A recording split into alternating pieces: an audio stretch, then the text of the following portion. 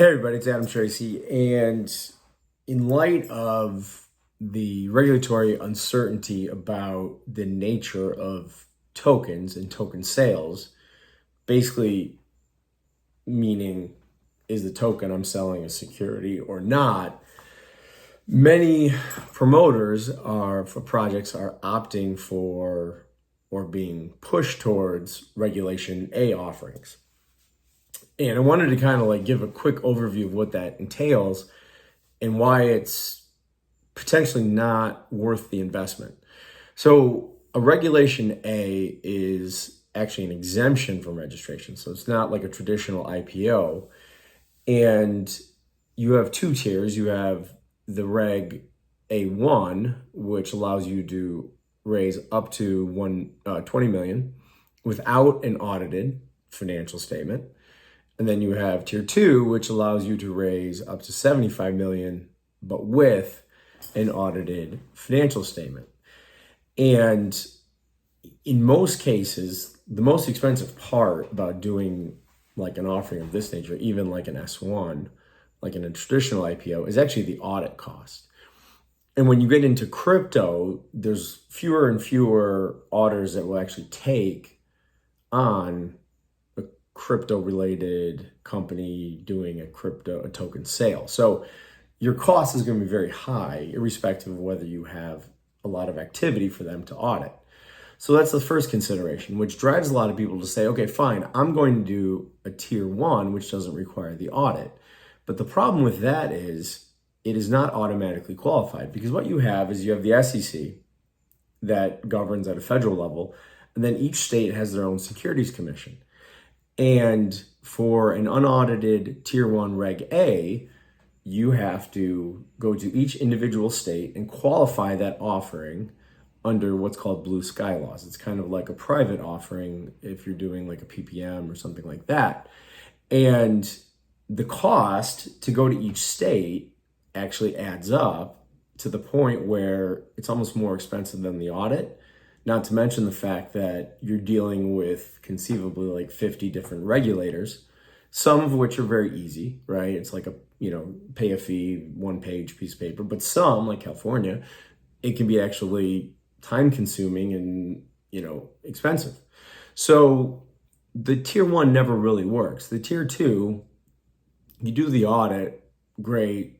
And the net effect of, what I see online or what people will tell me, it's going, well, if I, go through the Reg A process, then I can go after retail investors, non-accredited investors. Whereas in a private offering, like in a PPM or Reg D, you can only go after accredited investors who meet net worth or income requirements, as I've spoken about before.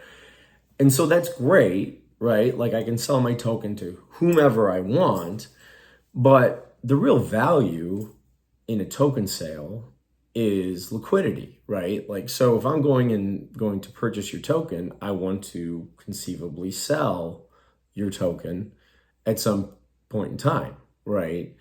And in the traditional ICO sense, when you have a true utility token, which does exist, and the SEC's acknowledge that, and you can have a true utility token sale and not implicate securities laws, and then list that token on a Coinbase or Kraken or wherever.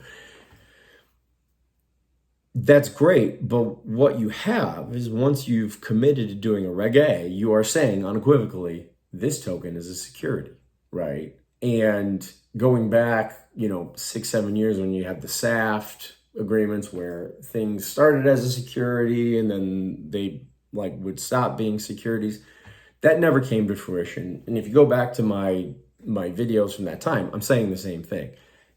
Once you're a security, you're a security. There's no changing, right? You can become a commodity, but an esoteric, high level stuff, but not here. So you go through the process, right, which can take many months, takes, a fair amount of money. And at the end of the day, fine, you qualify the offering and then you have to sell the offering. Okay, great. So you have two options to sell the offering. one, through, investor relations type firms who cannot take a percentage of the sale. You have to pay them upfront to do the marketing, or like a broker dealer who can work on a commission basis, of which there are very few because they don't want to touch crypto. And so selling it, right? Like qualifying the offering isn't always the hardest part. It's actually selling the offering and getting that sort of marketing going and getting the base of people that want to invest. And at the end of the day, you're giving them something that's totally illiquid, right? And most investors may not understand that. And here's why. Right now, like today, there are no, at least in the United States, like true security token exchanges, right? There's talk about them. There's like ATSs that are more at an institutional level. But for like a retail investor who said, hey, I'm going to put $5,000 into your Reg A token sale, I want to sell it, I have nowhere to sell it, right? Like I can resell it to somebody, but there's no market upon which I can do it. And the promoter of the project can't create their own market because doing so would entail them becoming a securities exchange of which they don't have the licensing for. See Coinbase and all the other regulatory actions against exchanges, because that's exactly what it's about. They were selling security tokens or facilitating the trading of alleged security tokens, right? So at the end of the day, you go through all of this, right? And you're sort of selling it on the basis of like, yes, it's compliant from a regulatory standpoint, and it's also liquid and I can also sell to anybody I want, but they can't sell it. Your investors can't sell it to anybody because there's no real market that exists today, and that, conceivably will change or is in the process of changing. And so they're stuck, right? And, if you've been down the road with either like a token sale or a private offering of stock, the biggest complaint that you get is that people inherently don't always understand the liquidity aspect and the lack thereof, right? So if you're not paying people like a dividend or something that creates that return, they're going to look to sell, right? And they're going to look for price discovery. And there's not going to be any of that because there's no place for that to occur right now. So, is it safe? Yes. Is it easy to sell? Not necessarily. Can you reach a broader audience than like, Reg D? Of course, because you can sell to non-accrediteds. But at the end of the day, there's really no liquidity, right? There's far more liquidity in a utility token because the utility token there's exchanges for, whereas the security token, there's no exchanges. So, and it's not going to change, right? You can't down the road say, okay, well, now it's not security. It doesn't work that way.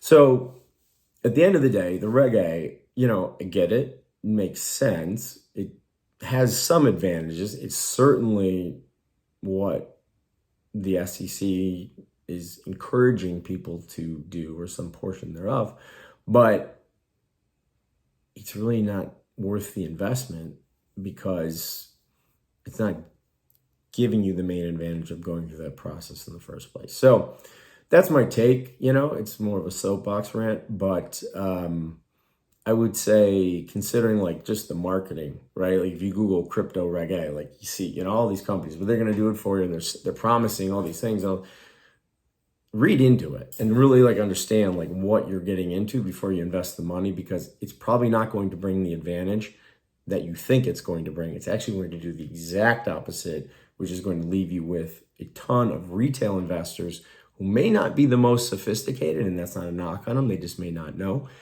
And they're going to be pissed, right? They're going to be pissed because they want to earn a return. So that's my take. If you have any questions, hit me up, Adam at AdamTracy, Tracy.io. I'll talk to you next time. Cheers.